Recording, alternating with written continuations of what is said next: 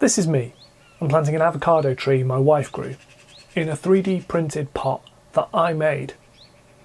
Life is good. I thought this was the start of a beautiful friendship, sponsored by PCBWay. The Kobra 3 Max arrived like a flat-packed Christmas miracle. I'd done my homework, watched the videos, read the forums, even read the instructions, and it assembled perfectly. That first print, pure magic. Real 3D printers use FDM after all. I was going to be part of the club. I saw endless possibilities, drawer organisers, drone parts, custom parts, my painting workshops. My evenings were going to be filled with creation. 2 months. That's how long it took for the dream to start to unravel. And although I didn't know it at the time, it started with a simple clog. I was able to restart it and the printer continued as normal, but the problems were building in the background. Then came more clogs, and this time the reset didn't work.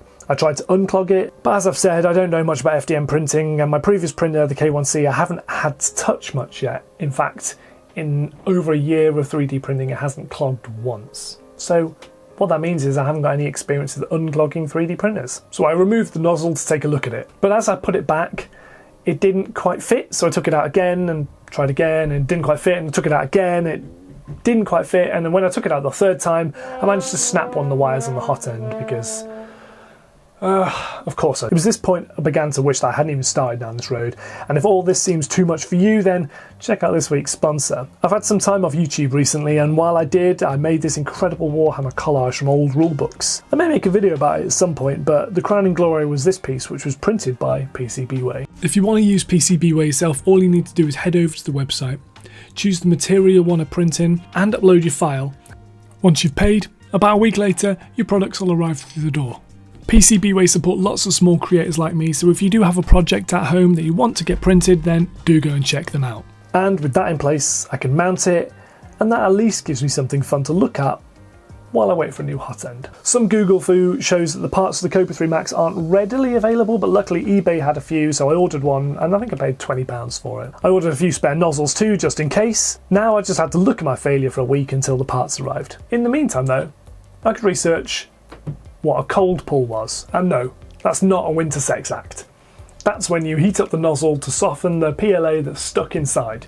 Then you insert something like a clogging needle or some more PLA and let the whole thing cool down, and then give it a sharp tug, and hopefully all the stuff that's stuck inside pops out. Out pops the clog.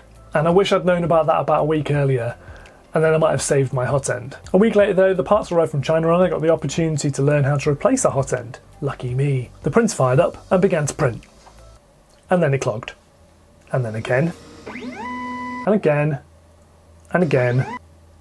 And again. For the majority of this project I was using filaments supplied by Landu, but one of the filaments was from a different brand, and so I decided to switch out to some filament that Landu had sent me, which is their chameleon filament, which is really cool. It's like a metallic blue sparkly thing. It's lush.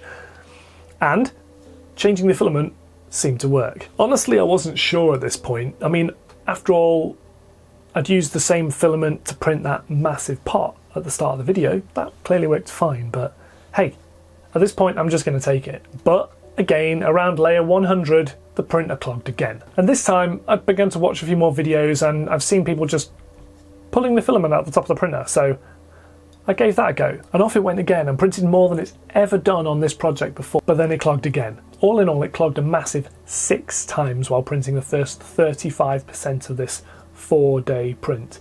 Now I say 4-day print because it took me 4 days to get to 35%, because inevitably the thing clogs overnight and therefore adds a huge amount of time onto the print because you can't fix it while you're asleep. And listen, I get it, projects have learning curves, but one thing I didn't expect was the guilt that comes with producing all of this plastic. I mean, I tried to do my bit, don't get me wrong, and the PLA I'm using is technically biodegradable, but I've recently sort of done a bit more reading about that, and actually PLA is only biodegradable in very specific circumstances, i.e., you know, if you leave it in the sun and then use an industrial composter, for example, and the reality is this PLA will just go straight into landfill. And in landfill, plastics can last millions of years. So over the course of this project, I've wasted nearly a kilo of PLA, and while the cost isn't that important, that's about 20 quid. So it's depressing in and of itself. But a kilo of plastic that's literally just trash added to the thing that, you know, I don't really need anyway, which is a Star Wars helmet. Each failure wasn't just wasted money either. It was wasted energy because, and I didn't realise this initially, the printer, when it clogs, doesn't sort of cool down and shut down and save energy. It continues to heat everything at full temperature for as long as it takes you to get to the machine and fix it.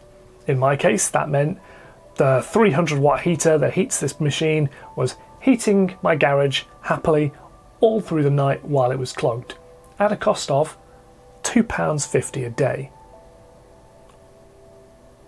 So wasted plastic, wasted time, feels like wasted everything. At this point I'm just paying to make trash. And so I fixed the printer for what was going to be the final time for this project. I tried the pull trick again and, perhaps inevitably, the filament snapped, but not in a place I could get to it, so it snapped inside the printhead. And that meant I needed to completely strip down the printheads in order to access it. And so with a sense of resignation I began to strip the printhead. I removed the cover to find a fan. Behind the fan was not a panel that I needed to access the filament, but a motherboard which completely blocks everything.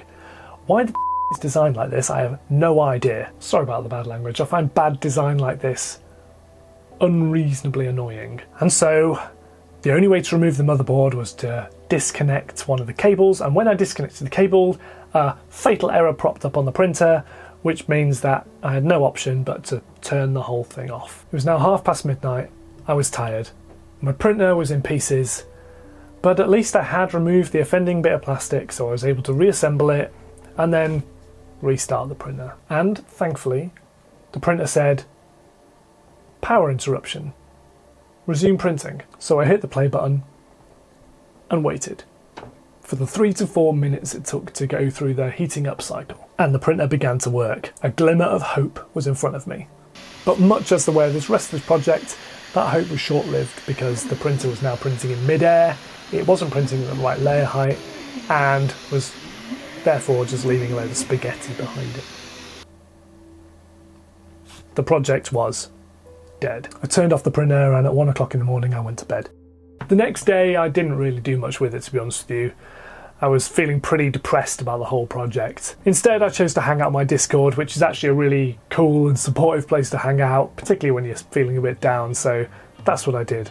I painted some models because actually my hobby is actually painting tiny little figures, not 3D printing them. The printers are just tools to help me get there.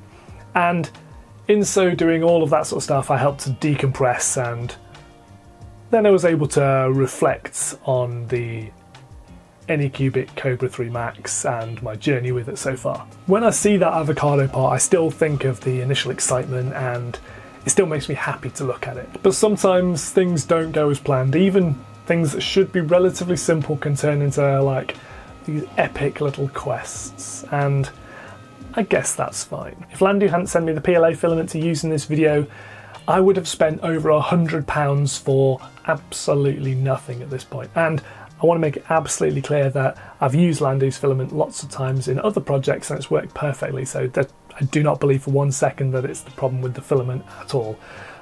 I feel this is a me problem. So I've spent a lot of money and I've got nothing to show for my efforts. Well, not quite nothing. When I started my Kobra 3 Max review 4 months ago, I said that I wanted to use it to learn how to FDM print.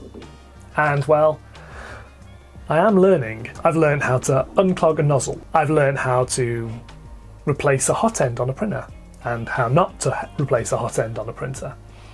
I've learned how to strip a print head to remove stuck prints inside. And I've even started to play around with G-code, although I've got a long way to go on that process. So I have learned a lot so far. I guess you could say that I'm considering my next move. Now it'd be really easy for me to say, don't buy the Kobra 3 Max and make some sort of bullshit thumbnail with a shocked face on it. That's not what I'm going to do though, that's not what this channel is.